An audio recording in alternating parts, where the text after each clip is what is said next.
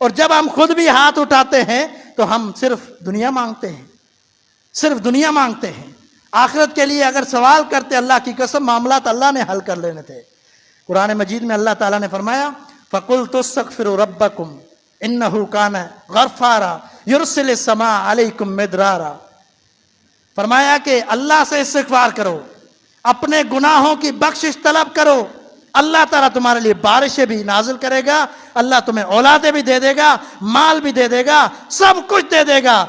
سیدنا معاذ بن جبل رضی اللہ تعالیٰ سوال کیا کرتے ہیں، ذرا غور کرنا۔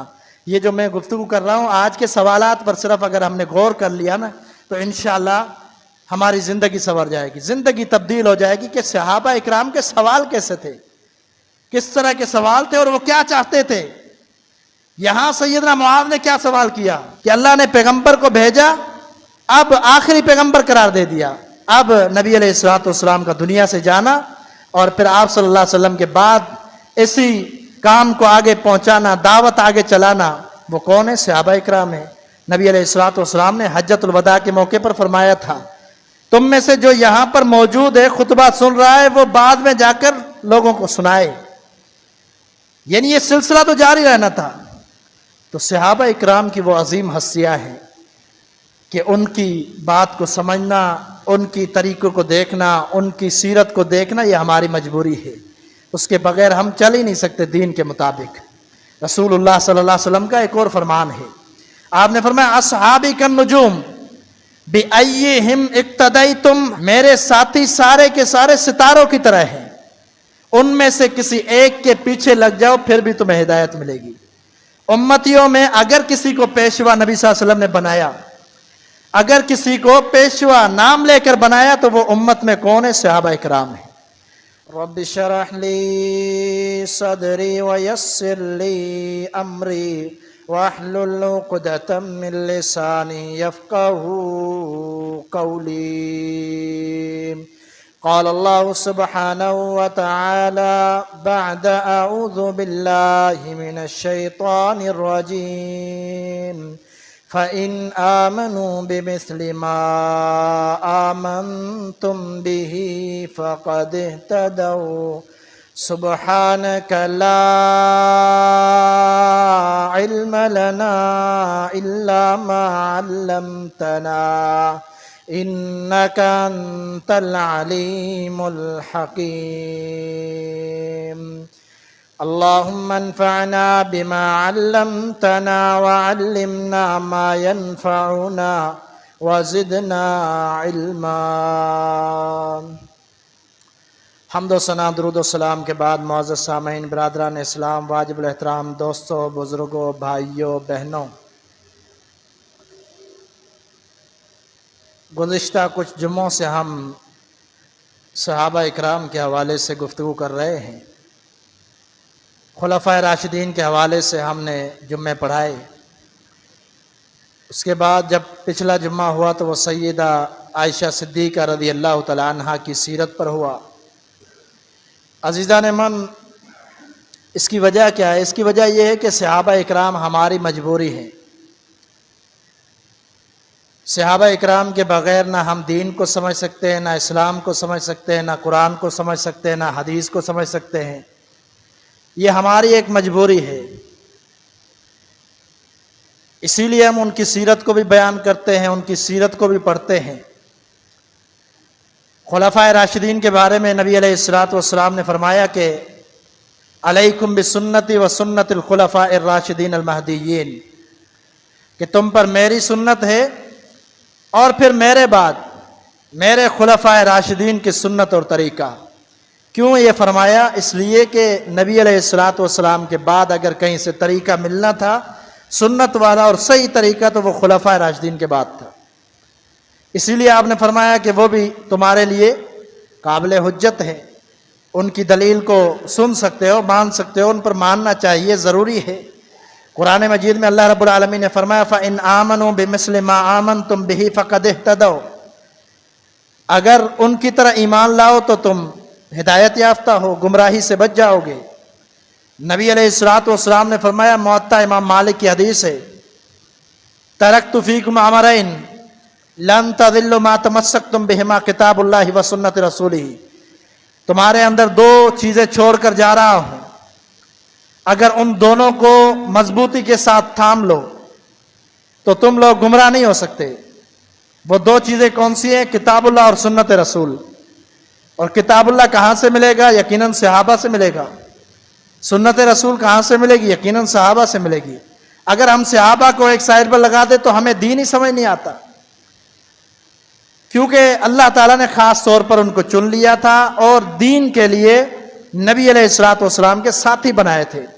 یقیناً جس دعوت کو آگے چلنا ہوتا ہے، جس کو آگے پھیلانا ہو، جس بات کو آگے پھیلانا ہوتا ہے تو نائب بھی ہونا ضروری ہے۔ ایک بات کرنے والا ہو، جو پیشوا ہو، امیر ہو، جب وہ دنیا سے جائے تو کوئی اس کا نائب بھی تو ہو جو اس کے معاملات کو سنبھالے اور اس کی باتوں کو پہنچائے آگے۔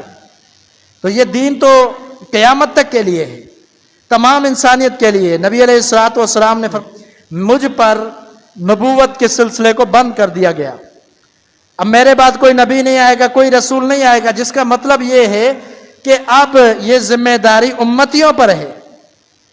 اور سب سے پہلے امتی کون ہے؟ صحابہ کرام ہیں۔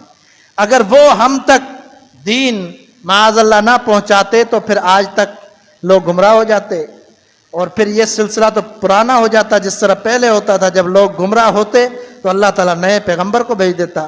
یہاں تو معاملہ اس کے خلاف ہے کہ اللہ نے پیغمبر کو بھیجا، اب آخری پیغمبر قرار دے دیا۔ اب نبی علیہ الصلوۃ والسلام کا دنیا سے جانا اور پھر آپ صلی اللہ علیہ وسلم کے بعد اسی کام کو آگے پہنچانا، دعوت آگے چلانا، وہ کون ہے؟ صحابہ کرام ہیں۔ نبی علیہ الصلوۃ والسلام نے حجۃ الوداع کے موقع پر فرمایا تھا، تم میں سے جو یہاں پر موجود ہے، خطبہ سن رہا ہے، وہ بعد میں جا کر لوگوں کو سنائے۔ یعنی یہ سلسلہ تو جاری رہنا تھا۔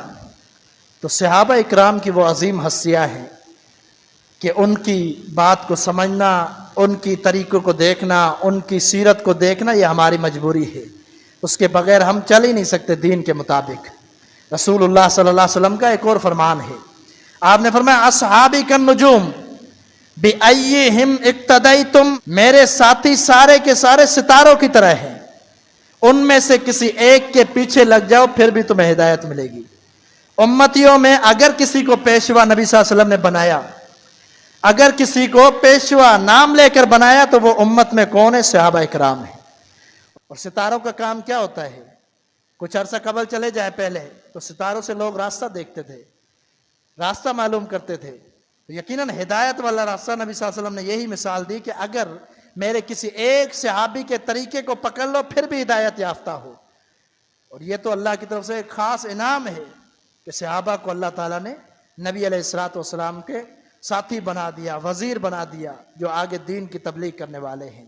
عزیزان من، میں آج آپ کے سامنے کچھ صحابہ اکرام کی باتیں رکھنا چاہتا ہوں، وہ اس حوالے سے کہ وہ ایسی ہستیاں تھیں کہ جن کو دنیا سے کوئی سروکار نہیں تھا۔ نبی علیہ الصلوۃ والسلام کے ساتھ نعوذ باللہ اگر کسی کو دھوکہ کرنا بھی ہو تو اس کا مقصد دنیا ہونا چاہیے، ایسے تو کوئی دھوکہ نہیں کرے گا۔ منافقین نے دھوکہ کیا، ابی ابن خلف ابن سلول، اس نے دھوکہ کیا تو اس کا مقصد کیا تھا؟ نبی علیہ الصلوۃ والسلام جب مدینہ تشریف لائے اس سے پہلے اس کی تیاری مکمل تھی، اس کی قوم والوں نے تیاری مکمل کر دی تھی کہ اب تاج اس کے سر پر رکھنا ہے، تاج اس کے سر پر رکھنا ہے اور اب یہ بڑا بن جائے گا قوم کا۔ اب جب یہ اس سے تاج چھن گیا تو وہ نبی صلی اللہ علیہ وسلم کے مخالف ہو گیا۔ اسلام تو قبول کر لیا، ظاہری طور پر دین کا لبادے میں آ تو گیا، لیکن منافقین کا سردار قرار پایا۔ شریعت نے اس کو منافقین کا سردار قرار دیا۔ اور جب نبی علیہ الصلوۃ والسلام سے سفارش کی گئی، اللہ کے رسول، ان کا بیٹا صحابی تھا، اس نے کہا آپ میرے والد کا جنازہ پڑھا دیں۔ اب ظاہری طور پر وہ مسلمان تھا، سب جانتے تھے اگر نبی صلی اللہ علیہ وسلم انکار کرتے تو کفار کہتے یہ تو اپنے ہی ساتھیوں کا جنازہ نہیں پڑھتا۔ اب نبی علیہ الصلوۃ والسلام نے رضامندی ظاہر کر دی۔ سیدنا عمر بن خطاب رضی اللہ تعالیٰ عنہ کہہ رہے تھے اللہ کے رسول یہ تو ظاہری منافق ہے، ان کا جنازہ نہ پڑھائے، لیکن نبی صلی اللہ علیہ وسلم نے ان کی بات کو نہیں مانا۔ آپ نے اپنا ہی فیصلہ کیا، آپ صلی اللہ علیہ وسلم جنازہ پڑھانے چلے گئے۔ جنازہ آپ نے پڑھا دیا، اللہ تعالیٰ نے قرآن نازل کر دیا، فرمایا کہ آج کے بعد ایسے شخص کا جنازہ نہیں پڑھانا۔ تو معلوم ہوا کہ یہ منافقین کا جو کردار ہے وہ اس لیے ہے کہ وہ دین نہیں دنیا چاہتے تھے۔ جو بھی دنیا چاہنے والا وہ پیغمبر کا ساتھ چھوڑ سکتا ہے، لیکن جو دین کا داعی ہو اور آخرت کے لیے کوششیں اور محنتیں کرنے والا ہو وہ کبھی بھی ساتھ نہیں چھوڑے گا۔ اب چند مثالیں میں آپ کے سامنے مختصر وقت میں رکھ دوں۔ صحابہ اکرام کو کس قدر دنیا کی کوئی طلب نہیں تھی، آخرت کی طلب تھی۔ اللہ اکبر، آپ حیران ہو جائیں گے، صحابہ اکرام نے کبھی بھی دنیا کی طلب نہیں کی۔ جب بھی دیکھا نبی علیہ الصلوۃ والسلام نے ہمیں کوئی خوشخبری سنانی ہے، فوراً اللہ کے رسول سے دعا کروا دی، اللہ کے رسول ہمارے لیے آخرت کے لیے دعا کرے، ہمارے لیے دعا کرے، اللہ مغفرت فرما دے۔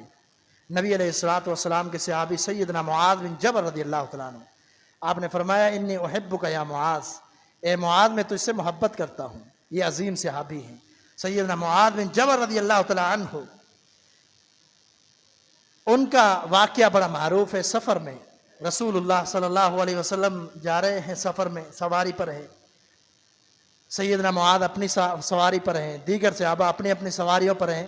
سیدنا معاذ کوشش کرتے ہیں قریب آنے کی، نبی علیہ الصلوۃ والسلام کے بار بار قریب آتے ہیں لیکن پھر پیچھے ہو جاتے ہیں، قریب آتے ہیں پیچھے ہو جاتے ہیں۔ اللہ کے رسول صلی اللہ علیہ وسلم نے بھانپ لیا، آپ سمجھ گئے کہ کوئی معاملہ ہے۔ کہا ابھی کیا حاجت یا معاذ، معاملہ ہے، کوئی حاجت ہے، کوئی ضرورت ہے جس کی وجہ سے آپ میرے قریب آنے کی کوشش کر رہے ہو؟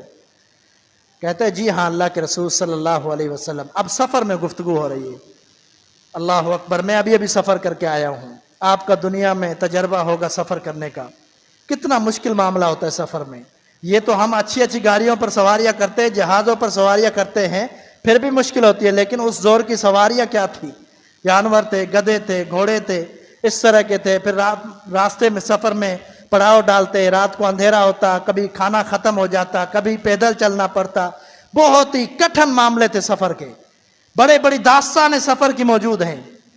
وہاں پر سفر کے دوران بھی صحابہ اکرام کو اپنی منزل کا خیال نہیں تھا کہ دنیا میں منزل میں پہنچ جائے، اس سفر کے دوران بھی ان کو اگر فکر تھی تو آخرت کی فکر تھی۔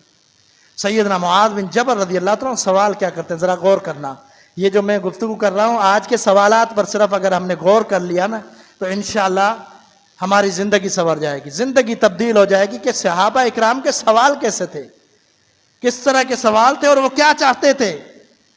یہاں سیدنا معاذ نے کیا سوال کیا؟ فرماتے یا رسول اللہ صلی اللہ علیہ وسلم دلنی علی عمل اذا عملتہ یدخلنی الجنۃ ویباعدنی من النار۔ اس سے قبل سوال کرنے سے پہلے کیا کہتا ہے اللہ کے رسول صلی اللہ علیہ وسلم؟ ایسا سوال ہے کہ جس نے مجھے بہت زیادہ پریشان کیا ہے، حتیٰ کہ میں جوانی میں بوڑھا ہو چکا ہوں، اس سوال کو سوچ سوچ کر میں کمزور ہو چکا ہوں کہ اس کا جواب میں کیسے حاصل کروں۔ نبی علیہ الصلوۃ والسلام نے فرمایا پوچھو۔ سیدنا معاذ نے کہا اللہ کے رسول صلی اللہ علیہ وسلم ایسا عمل بتلائیے جس عمل کی وجہ سے میں جنت میں داخل ہو جاؤں اور جہنم سے آزادی مل جائے۔ یہ سوال ہے، ہم تو اس کو کوئی اہمیت ہی نہیں دیتے۔ صحابہ اکرام کی زندگیوں کے اندر یہ سوال گردش کرتا اور اس سوال کے جواب کے لیے پریشان رہتے ہر وقت، حتیٰ کہ سفر میں بھی پریشان کہ اس کا جواب کیا ہوگا۔ اور امام الانبیاء نے کیا فرمایا؟ نبی علیہ الصلوۃ والسلام نے یہ سوال سنتے ہی فرمایا انہ لعظیم، اے میرے ساتھی جو آپ نے سوال کیا ہے بڑا عظیم سوال ہے، بڑا عظیم سوال ہے۔ نبی علیہ الصلوۃ والسلام نے دلاسا دیا کہ بہت ہی عظیم آپ نے سوال کیا ہے، لیکن ساتھ میں فرمایا یہ آسان بھی ہے، اس کا حل آسان بھی ہے، جو چاہتا ہے اس کا حل وہ سب سے پہلے 5 کام کرے۔ 5 کام کون سے ہیں؟ بڑے معروف ہے، سب کو پتہ ہے۔ اگر میں دین اسلام کے ارکان آپ سے پوچھنے لگ جاؤں تو انشاءاللہ امید ہے کہ سب کو پتہ ہوں گے، سب کو پتہ ہوں گے دین اسلام کے ارکان کیا ہیں۔ نبی علیہ الصلوۃ والسلام نے انہی کو دہرایا۔ آپ صلی اللہ علیہ وسلم نے فرمایا ان تشہد ان لا الہ الا اللہ وان محمد رسول اللہ، سب سے پہلے گواہی دو اللہ کے علاوہ کوئی معبود نہیں اور پیغمبر محمد رسول اللہ صلی اللہ علیہ وسلم اللہ کے سچے پیغمبر ہیں۔ وتقیم الصلاۃ، نماز کو قائم کرو، وتؤدی الزکوٰۃ، زکوٰۃ کو ادا کرو، وتصوم رمضان، رمضان المبارک کے 30 روزے رکھو، وتحج البیت، بیت اللہ کا حج کرو۔ یہ 5 کام کر لو تمہارے لیے جنت پکی ہے۔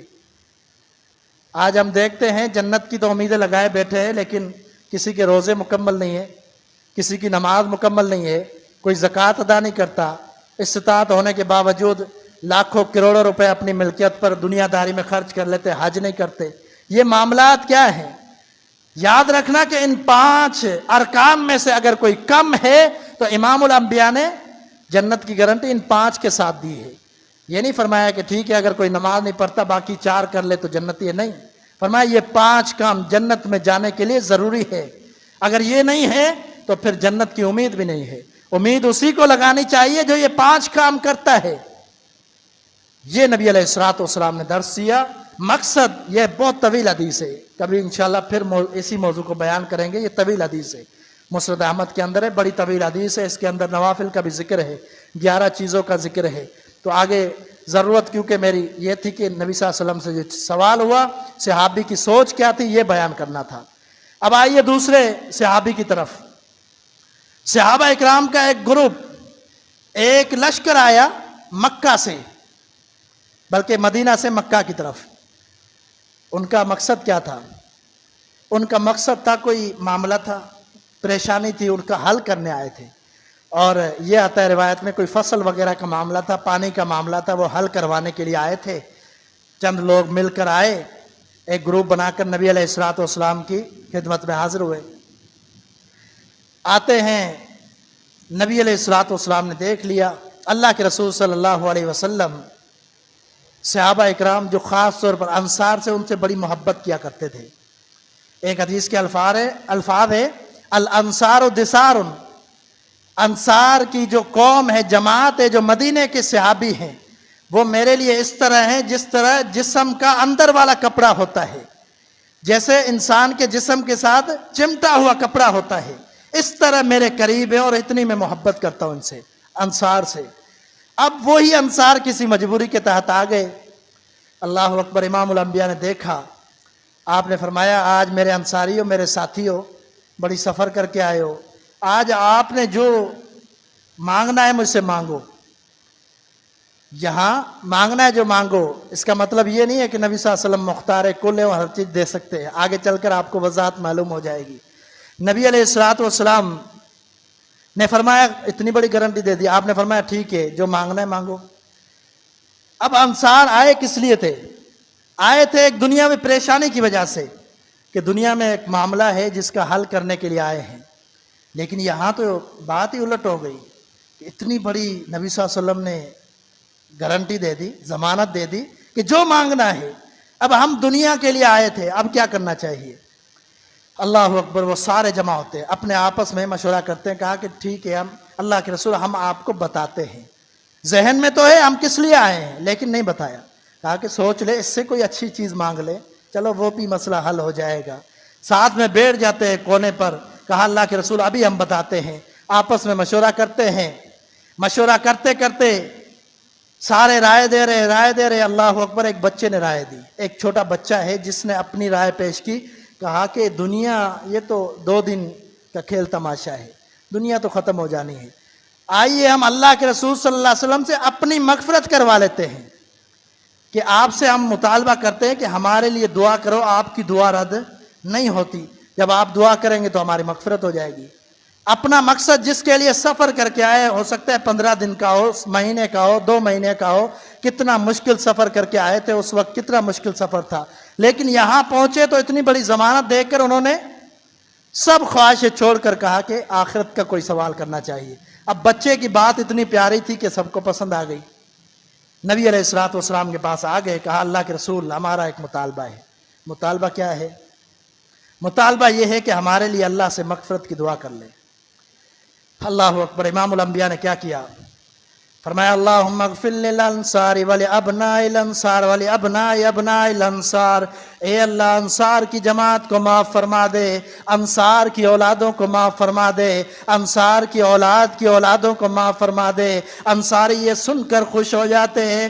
امام الانبیاء نے ابھی ہاتھ نیچے نہیں کیے، فوراً کہتے ہیں اللہ کے رسول صلی اللہ علیہ وسلم ہمارے غلام بھی موجود ہیں، آپ ان کے لیے بھی دعا کر دیں، اللہ ان کو بھی معاف فرما دے. نبی علیہ الصلوۃ والسلام نے دعا فرمائی، ساتھ یہ دعا کر دی وَلِمَوَالِ الْأَنصَارِ. اے اللہ اللہ انصار کے غلاموں کو بھی معاف فرما دے۔ یہ عظیم جماعت جب بھی سوال کیا تو آخرت کا، دنیا کی کوئی فکر نہیں ہے۔ دنیا مانگنا چاہتے امام الانبیاء، دعا کر دیتے دنیا کے مسائل بھی حل ہو جاتے، لیکن امام الانبیاء سے جب بھی سوال کیا آخرت کا سوال کیا، اسی لیے اللہ نے فرمایا رضی اللہ عنہم ورضوا عنہ۔ ان کو تو فکر ہی دنیا کی نہیں ہے، ان کو چاہت ہی دنیا سے نہیں ہے، ان کو رضا چاہیے تو اپنے رب کی رضا چاہیے، ان کو چاہیے بدلہ تو جنت کی شکل میں چاہیے، ان کو دنیا سے کوئی سروکار نہیں ہے۔ اس لیے قرآن کے 30 پاروں کے اندر صحابہ کا تذکرہ کر دیا۔ قرآن کے ہر آیت کو دیکھا جائے صحابہ کے اندر اس کی نظیر اور مثال ملتی ہے۔ یہاں انصاری ساتھی مہمان ہو کر کسی مسئلے کے لیے آج مغفرت مانگ رہے ہیں، نبی علیہ الصلوۃ والسلام نے دعا کر دی اللہ معاف فرما دے، اور یقیناً اللہ نے معاف فرما دیا ہوگا۔ نبی علیہ الصلوۃ والسلام کی دعا تھی، امام الانبیاء کی دعا تھی۔ اب یہاں معلوم ہوا کہ صحابہ اکرام ہمیشہ دنیا کے طالب نہیں تھے، آخرت کے طالب تھے۔ جب ہجرت کے واقعات ہم بیان کرتے ہیں تو بڑی حیرانگی ہوتی ہے، ایسے صحابہ اولادیں تک چھین لی گئی، ایسے صحابہ کپڑے تک چھین لیے گئے، لیکن کہا نہیں ہم نے ہجرت کرنی ہے، لے جاؤ اپنا مال۔ مکہ والوں نے کہا یہ یہاں پر کمایا ہے، ہمیں یہ دے کر پھر جانا ہوگا، ایسے نہیں چھوڑیں گے۔ مکہ والوں کو اپنا مال بھی دے دیا، سب کچھ دے دیا، خالی چلے گئے، خالی اپنا بدن لے کر، جسم لے کر، کسی طریقے سے اپنے جسم کو ڈھانپ کر مدینے پہنچ گئے۔ یہ دین کی فکر کرنے والے، اسلام کی فکر کرنے والے ایسے ہی نہیں تھے، بلکہ اللہ نے ان کو چنا تھا۔ نبی علیہ الصلوۃ والسلام نے فرمایا اللہ نے جب مجھے پیغمبر بنا دیا، اللہ نے تمام کائنات کہ دلوں کو چیک کیا، اور باوجود ہے اللہ تعالیٰ نے دیکھا جو میرے ساتھی ہیں ان کے دل انتہائی پاکیزہ ہیں، اللہ تعالیٰ نے ان کے دلوں کو دیکھ کر ان کو میرا ساتھی بنا دیا۔ تو صحابہ اکرام نے کہاں آخرت کی، دنیا کی فکر کرنی تھی، ہمیشہ آخرت کی فکر کرنی تھی۔ رسول اللہ صلی اللہ علیہ وسلم کے صحابی سیدنا ربیعہ بن کعب الاسلمی، یہ روایت صحیح مسلم کے اندر ہے۔ ایک دفعہ اللہ کے رسول صلی اللہ علیہ وسلم رات کے وقت گھر سے باہر نکلے، آپ نے دیکھا کہ میرا صحابی دروازے کی چوکھٹ پر بیٹھا ہوا ہے۔ کہا ربیعہ کیا معاملہ ہے، اس وقت رات کو آپ یہاں بیٹھے ہو؟ کہا اللہ کے رسول صلی اللہ علیہ وسلم یہ آج نہیں کئی دنوں سے یہاں بیٹھا ہوں، مقصد یہ ہے کہ میں چاہتا ہوں کہ آپ کی خدمت کروں۔ دن میں کام کاج بھی ہوتے ہیں اور لوگ بھی بہت ہوتے ہیں آپ کی خدمت کرنے والے دوسرے ساتھی، رات کو یہاں بیٹھ جاتا ہوں کہ کبھی اچانک کوئی معاملہ ہو تو مجھے خدمت کا موقع مل جائے۔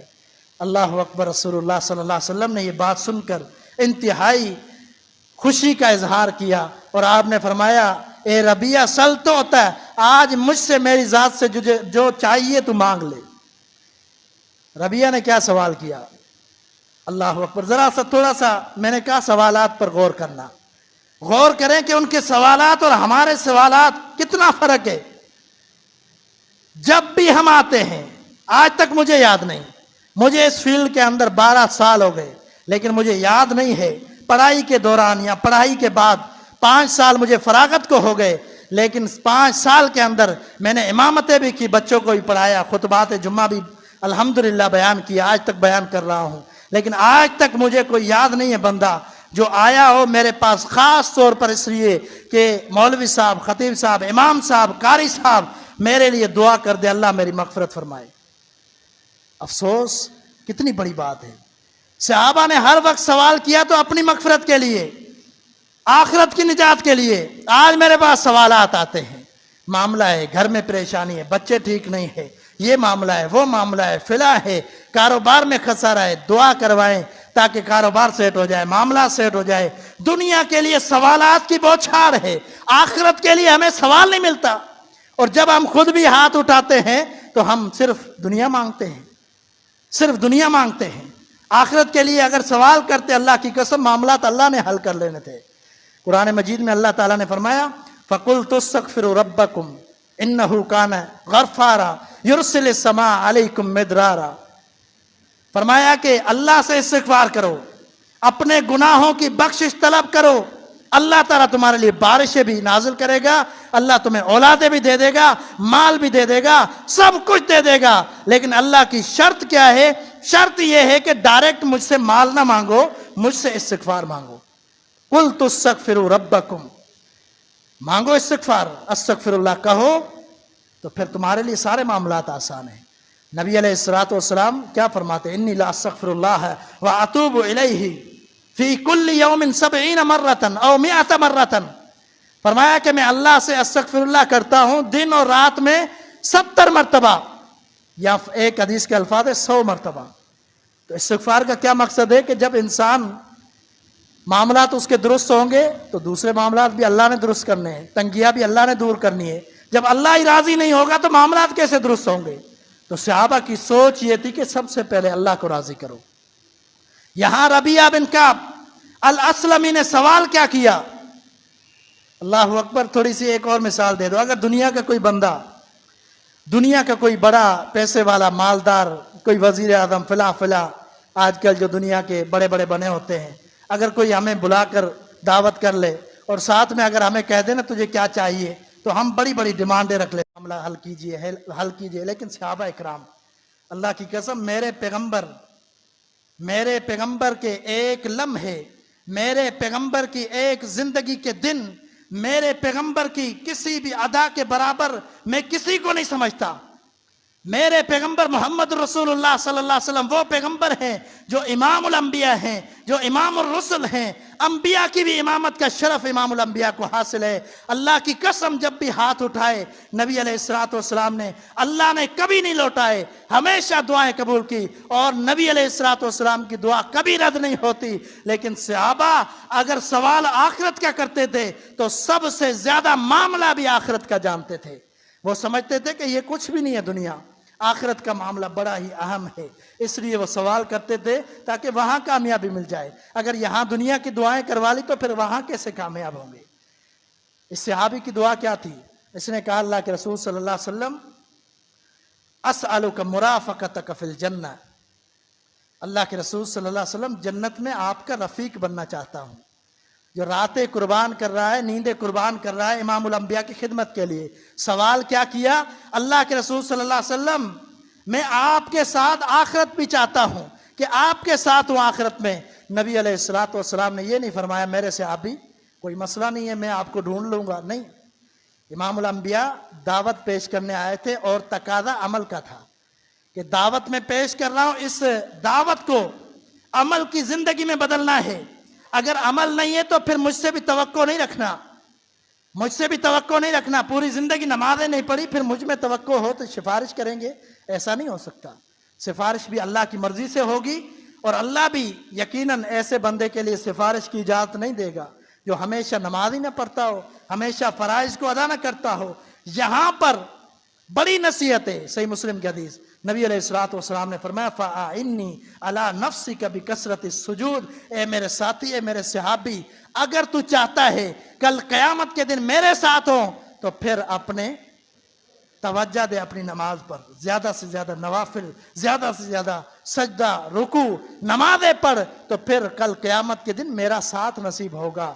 ہم بھی اگر نمازیں پڑھیں تو امام الانبیاء کے ساتھ جنت میں داخل ہوں گے. لیکن اگر نمازیں نہیں پڑھتے تو یہ بڑا معاملہ اہم ہے، بڑا مشکل معاملہ ہے، بڑا مشکل مرحلہ ہے. اللہ کے بندو، یہاں پر اگر دوسرا سوال، سب صحابہ کے سوالات کو دیکھتے تو کبھی بھی انہوں نے دنیا کا سوال نہیں کیا. آپ پڑھ لیجئے صحابہ کی زندگی.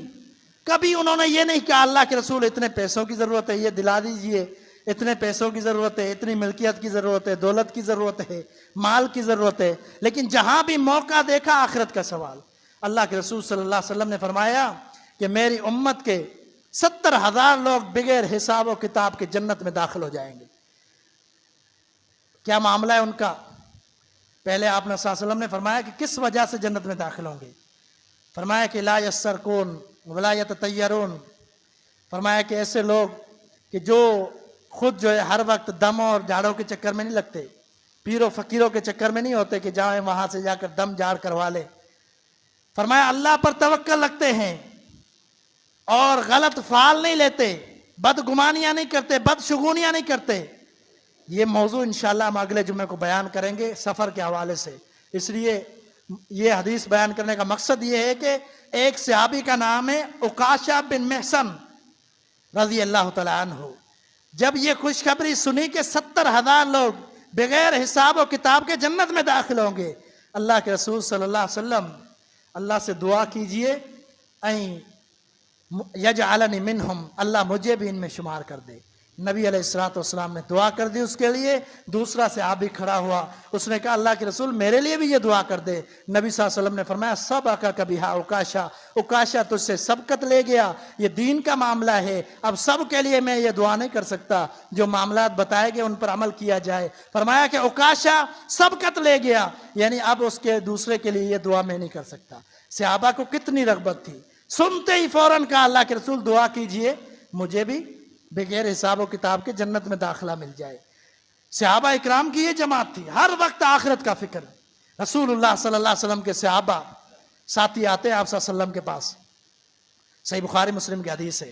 اب اس سوال پر بھی غور کرنا، یہ سوال بھی آپ نے سنے، 4-5 سوال میں بیان کر چکا ہوں صحابہ اکرام نے اگر سوال کیے تو آخرت کے لیے۔ یہاں پر صحابہ آئے، کہا اللہ کے رسول صلی اللہ علیہ وسلم معاملہ یہ ہے کہ ہم بڑے پریشان ہیں۔ پریشانی کیا ہے؟ پریشانی بھی اگر ہے تو آخرت کے حوالے سے، دنیا کے حوالے سے نہیں۔ پریشان اس لیے کہ ہمارے پاس مال نہیں ہے، دولت نہیں ہے، ہم اللہ کی راہ میں خرچ کریں، دوسرے ہمارے ساتھی بڑا خرچ کرتے اللہ کی راہ میں، ہمارے پاس ہے کچھ نہیں، ہم کیا خرچ کریں؟ نبی علیہ السلام ایک روایت کے اندر آتا ہے کہ نبی صلی اللہ علیہ وسلم نے کنویں کا ذکر کیا تھا۔ آپ نے فرمایا کہ کنواں کھدوانا ہے لوگوں کی سہولت کے لیے، اس کے لیے رقم جمع کرو۔ لیکن جو صحیح بخاری مسلم میں روایت ہے وہ عام ہے کہ کچھ صحابی آئے، کہا اللہ کے رسول صلی اللہ علیہ وسلم ہماری پریشانی یہ ہے کہ ہمارے پاس مال نہیں ہے، اللہ کی راہ میں خرچ کریں، یہ سوال ہے، اور ہمارے پاس مال نہ ہو تو ہم اپنے گھر کے لیے پریشان ہوتے ہیں، اللہ کی راہ میں خرچ کے لیے پریشان نہیں ہوتے۔ ہم چاہتے ہیں مال مل جائے، گاڑی بھی لے لیں، بائک بھی لے لیں، اچھی رہائش لے لیں، فلاں فلاں۔ صحابہ اکرام کو مال بھی فکر ہے تو صرف آخرت کے لیے، تاکہ خرچ کر کے آخرت میں نجات دیں۔ کہا رسول اللہ صلی اللہ علیہ وسلم نے فرمایا کہ اگر تمہارے پاس مال نہیں ہے تو ایک عمل کرو۔ وہ عمل کیا ہے؟ آپ نے فرمایا جب فرض نماز پڑھ لو، نماز کے بعد 33 مرتبہ سبحان اللہ، 33 مرتبہ الحمدللہ، 33 مرتبہ اللہ اکبر۔ ایک روایت کے الفاظ ہیں کہ 34 مرتبہ، یا تو 34 مرتبہ اللہ اکبر، یا تو 34 پورے کرنے کے لیے، 100 پورے کرنے کے لیے لا الہ الا اللہ محمد رسول اللہ، لا الہ الا اللہ وحدہ لا شریک لہ لہ الملک و لہ الحمد وہو علی کل شیء قدیر، یہ کلمہ پڑھ کے 100 کا حصہ مکمل کریں۔ آپ نے فرمایا یہ پڑھ لے تمہیں اللہ اس کے برابر اجر دے گا۔ اب کیا ہوا؟ یہ پڑھنا شروع ہو گئے، بعد میں ان کے بھائیوں کو پتہ چل گیا کہ یہ عمل کرتے ہیں اور اس کی بڑی فضیلت ہے، انہوں نے دوبارہ شروع کر دیا وہ عمل، مال بھی خرچ کر رہے، اب یہ عمل بھی شروع کر دیا۔ دوبارہ آگے نبی صلی اللہ علیہ وسلم کے پاس، کہا اللہ کے رسول انہوں نے تو یہ عمل شروع کر دیا، اب یہ تو ہم سے سبق لے جائیں گے، ان کے تو اعمال ہم سے بڑھ جائیں گے۔ نبی علیہ السلام نے فرمایا ذالک فضل اللہ یؤتیہ من یشاء، یہ تو اللہ کا فضل ہے، جس سے جتنا چاہے، جس سے جتنا عمل کروا لے، یہ اللہ کا فضل ہے۔ اب یہ عمل میں نے بتلا دیا، یہ کرتے رہو، اللہ اجر تمہیں دے دے گا۔ تو معلوم ہوا کہ ان صحابہ اکرام کی فکر آخرت تھی، اسی لیے ہم کہتے ہیں صحابہ کے یار بن جاؤ، صحابہ کے ساتھ دوستی رکھ لو، صحابہ اکرام کی زندگیوں کو پڑھ لو، اس کے مطابق زندگی بسر کر لو، تو انشاءاللہ اللہ نے ان کے لیے بھی جنت کا وعدہ کیا ہے، تو ہمارے لیے بھی انشاءاللہ اللہ نے وعدہ کر دینا ہے اگر ان کی زندگیوں کے مطابق ہماری زندگیاں ہوں، کیونکہ اللہ نے وعدہ کر دیا کہ ان کی طرح سیرت اپناؤ تو تمہارے لیے ہدایت ہے، اور جب ہدایت پر بندہ چلنے لگ جائے تو یقیناً اس کے لیے جنت ہے۔ اللہ تعالیٰ ہر ایک صحابی کی زندگی کو پڑھنے، سمجھنے اور اس کے مطابق زندگی بسر کرنے کی توفیق عطا فرمائے۔ وآخر دعوائے ان الحمدللہ۔